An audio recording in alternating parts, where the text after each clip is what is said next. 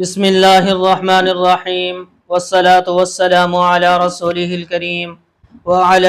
آلہ واصحابہ اجمعین اما بعد۔ معزز سامعین کرام، السلام علیکم ورحمۃ اللہ وبرکاتہ۔ آج ہم آپ سے بات کریں گے خواب کے اندر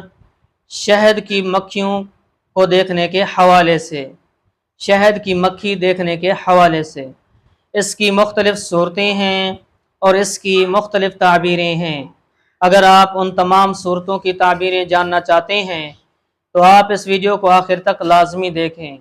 اور اگر آپ نے ابھی تک ہمارے چینل مولانا مجیب الرحمن آفیشیل کو سبسکرائب نہیں کیا تو اسے بھی سبسکرائب فرما لیں اور ساتھ لگے گھنٹی کے بٹن کو بھی کلک کر دیں تاکہ آپ تک نئی ویڈیو کی اپڈیٹ جو ہے وہ ٹائم ٹو ٹائم پہنچتی رہے۔ تو ناظرین، چلتے ہیں ہم آج کے موضوع یعنی خواب کے اندر شہد کی مکھی دیکھنے کے حوالے سے۔ حضرت علامہ ابن سیرین رحمۃ اللہ علیہ نے فرمایا ہے کہ خواب میں شہد کی مکھی کا دیکھنا کمینے آدمی کے اوپر دلیل ہے، اور اگر خواب کے اندر دیکھے کہ اسے شہد کی مکھی نے ڈنگ مارا ہے تو دلیل ہے کہ کمینے آدمی سے اس کو رنج اور صدمہ پہنچے گا، اور اگر خواب کے اندر دیکھے کہ بہت سے شہد کی مکھیاں جمع ہیں تو دلیل ہے وہ کمینے لوگوں میں گرفتار ہوگا، خاص کر اگر شہد کی مکھی نے اس کو ڈنگ بھی مارا ہے۔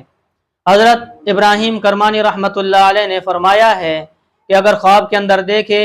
کہ اس کو شہد کی مکھی نے ڈنگ مارا ہے تو دلیل ہے کہ اس کو کمینی عورتوں سے مصیبت پڑے گی، صدمہ پہنچے گا،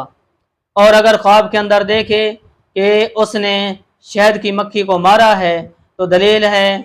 دشمنوں پر فتح پائے گا، اور اگر خواب کے اندر دیکھے کہ ہوا سے بہت زیادہ شہد کی مکھیاں اس کے گرد جمع ہو گئی ہیں تو دلیل ہے کہ اس ملک میں بے قیاس لشکر آئے گا۔ حضرت جعفر صادق رحمۃ اللہ علیہ نے فرمایا ہے کہ خواب میں شہد کی مکھیوں کا دیکھنا 6 وجہ پر ہے۔ اول شور، دوم کمینہ شخص، سوم لشکر، چہارم ٹڈی اور پنجم دشمن، ششم لڑکے۔ اگر آپ بھی ہم سے کسی خواب کی تعبیر پوچھنا چاہتے ہیں، کوئی مسئلہ پوچھنا چاہتے ہیں، یا آپ اپنے بچوں کو ہمارے پاس آن لائن قرآن کریم کی تعلیم دلوانا چاہتے ہیں ترجمے کے ساتھ، تفسیر کے ساتھ، قرأت کے ساتھ، تجوید کے ساتھ، تو آپ میرے واٹس ایپ نمبر کے اوپر رابطہ کر سکتے ہیں۔